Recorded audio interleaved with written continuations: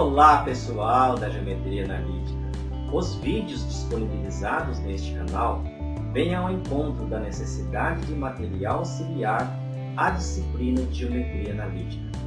E assim estou falando aos alunos de Ciências Exatas, da Química, da Biologia e das Engenharias. Nossos vídeos estão baseados no livro Vetores e Matrizes do professor Natan Moreira dos Santos e correspondem aos 5 primeiros capítulos deste livro.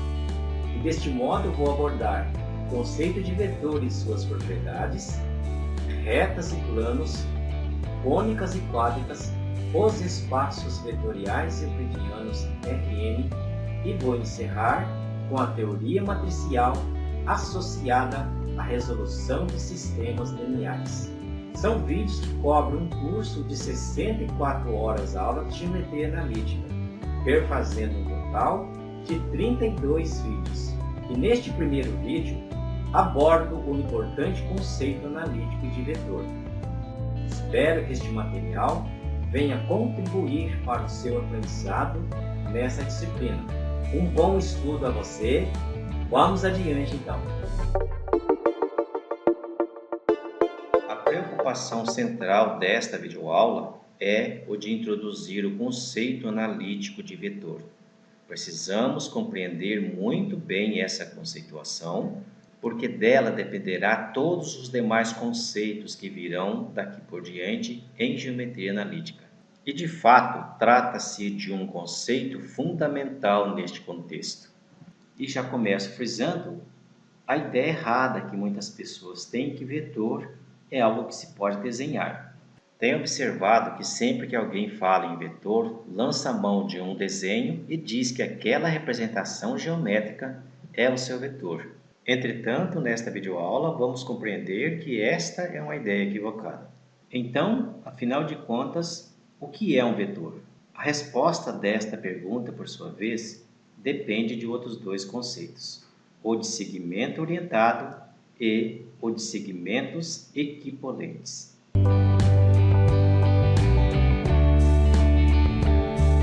Um segmento orientado é um ente geométrico que depende de dois pontos, um ponto A e um ponto B. Aí então podemos falar do segmento orientado de A para B, cuja representação geométrica é essa daqui.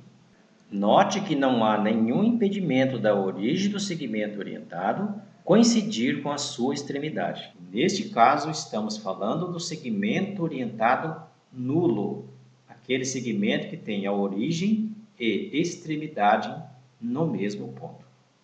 Então, usando a notação de conjunto, se estamos falando do segmento orientado de A para B, como está aqui, nós vamos denotar este segmento orientado por A, B, origem A e extremidade B. Este conjunto é constituído de todos os pontos P do espaço, tal que P está entre A e B. Em particular, se o segmento orientado for nulo, este conjunto é constituído apenas pelo ponto A.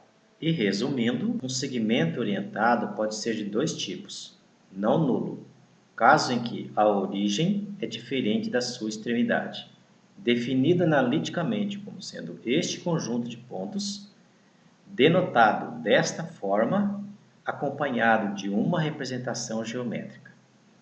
Ou pode ser nulo, caso em que a extremidade coincide com a origem, definido como sendo este conjunto unitário, tendo esta notação e esta representação geométrica.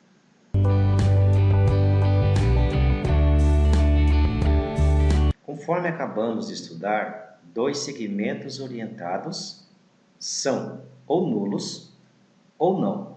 De modo então que para falar de segmentos equipolentes, quero começar com o caso mais simples, caso de dois segmentos orientados nulos. Dois segmentos desta natureza. E neste caso, dizemos que este segmento orientado nulo é equipolente a este outro segmento orientado nulo. Nós estamos dizendo que, enquanto conjunto, esses dois conjuntos são iguais. Não. Nós estamos dizendo que enquanto segmentos orientados, eles são equivalentes. Digamos assim que eles têm a mesma natureza. Enquanto conjuntos, eles são de natureza diferentes. Enquanto segmentos orientados nulos, nós vamos chamá-los de equivalentes entre si.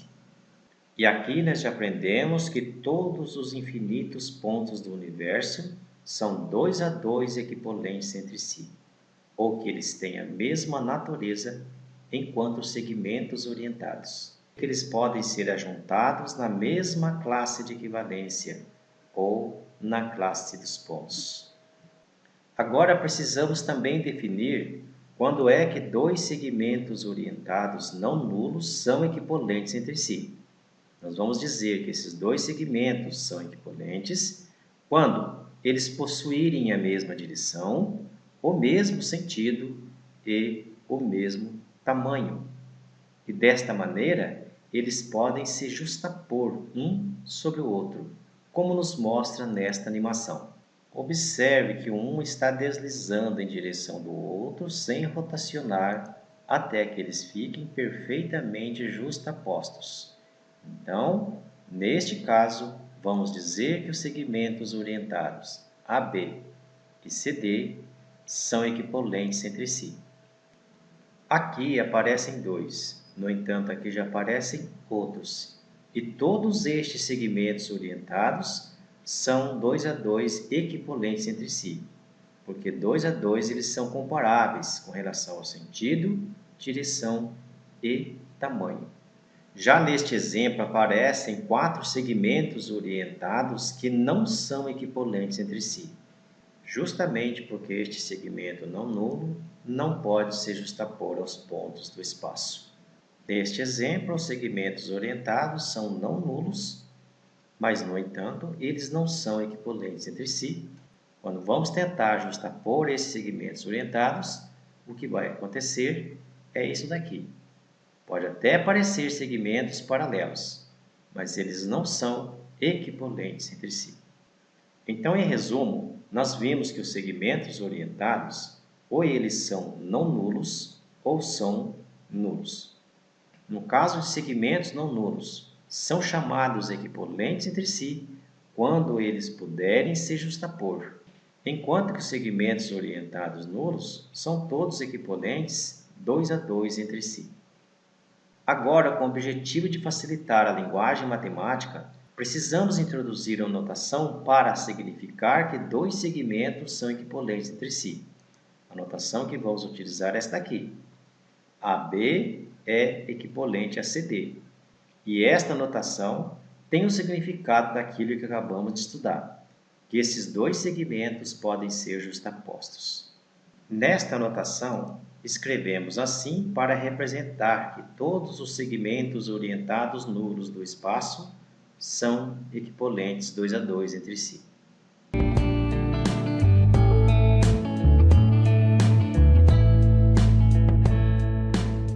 Agora estamos de posse dos conceitos de segmento orientado e segmentos equivalentes, os dois ingredientes necessários que nos levarão ao conceito analítico de vetor.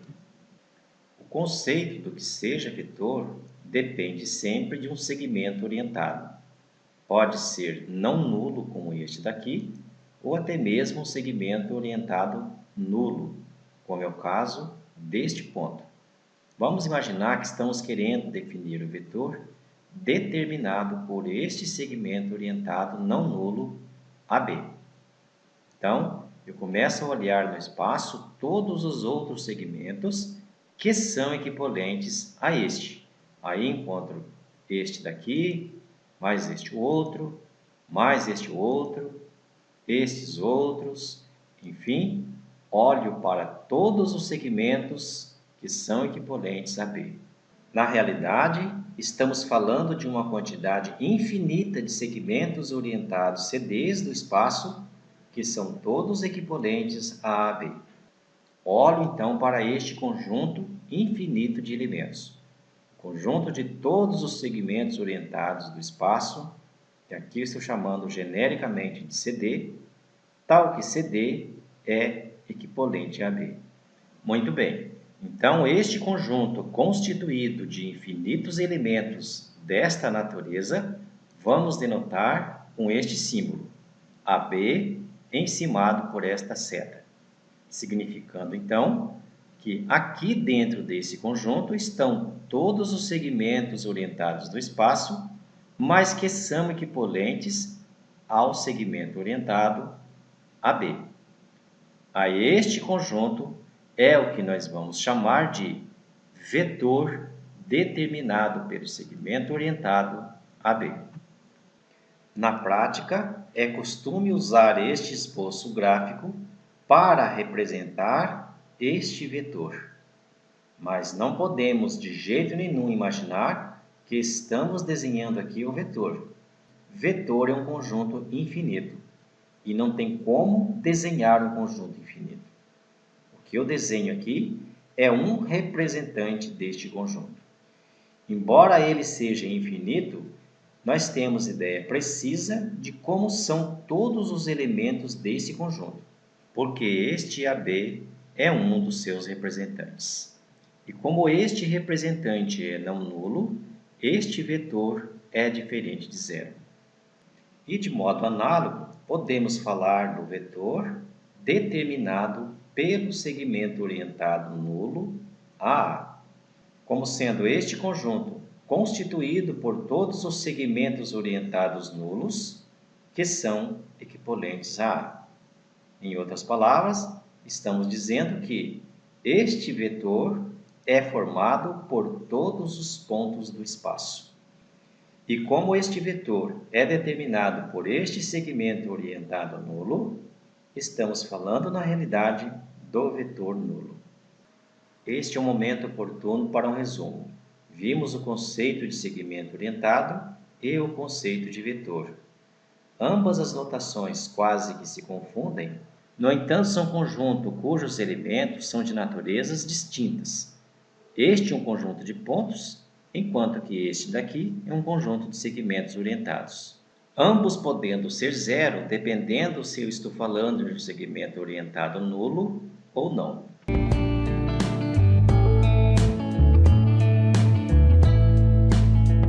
Quero encerrar esta videoaula com 3 observações. Chamo sua atenção para a importância delas, porque nos ajudarão a compreender melhor o conceito de vetor e também serão importantes para as próximas videoaulas. Nesta primeira delas, retomo o conceito de vetor. Consideremos então este vetor determinado pelo segmento orientado AB. Isso significa que este segmento orientado pode ser nulo, caso em que estamos falando então do vetor nulo, ou pode ser diferente de zero, onde A é diferente de B. Independentemente se estamos falando do vetor nulo ou do vetor não nulo, este conjunto é infinito. Muito bem. Cada elemento deste conjunto infinito é chamado de um representante deste vetor. Suponha, por exemplo, que estamos falando deste vetor determinado por este segmento orientado. Este segmento orientado é um representante deste vetor. Assim como também posso pegar qualquer elemento deste conjunto. Por exemplo, este segmento orientado, PQ, é outro representante do vetor AB, uma vez que estes dois segmentos têm a mesma direção, o mesmo sentido e o mesmo tamanho. Mas qual a importância de se pegar um representante de um vetor? A importância disso está no fato que quando lidamos com o conceito de vetor, na verdade, nós não estamos lidando diretamente com o vetor, e sempre com um representante dele, razão pela qual precisamos saber como escolher um representante de um vetor. Já que tomamos consciência da importância de se ter representante de um vetor, vamos à observação 2. Olha só, dado qualquer vetor, e um ponto P fixado no espaço. Existe um único outro ponto Q do espaço, de modo que este segmento orientado seja um representante do vetor dado. Geometricamente, isso quer dizer então o seguinte: dado um vetor AB e um ponto fixado arbitrariamente no espaço, existe um único segmento orientado com origem em P que seja representante deste vetor, mesmo que ele seja o vetor nulo. Quando estamos falando do vetor nulo, o Q, na verdade, coincide com o P. A terceira observação está relacionada com esta. Já que podemos arbitrar qualquer ponto P para ser a origem dos nossos segmentos orientados, que irão representar os nossos vetores, normalmente fixamos um ponto que servirá para todos eles. E a este ponto O chamaremos de origem do espaço tridimensional. E aqui está um desenho representativo do espaço tridimensional com origem em O. E assim, se estamos falando do vetor determinado por este segmento orientado, não vamos pegar esse segmento orientado como representante. Vamos escolher um com origem em O. E dessa forma, procedemos para qualquer outro vetor, sempre escolhendo representantes com origem em O. E assim eu encerro esta videoaula onde tratamos do conceito analítico do que seja vetor, onde aprendemos que não se desenha vetor, e sim seus representantes, e que precisamos lidar com eles. O restante é com você. Para se aprender, é preciso dedicação. Bom estudo então, e até o próximo vídeo.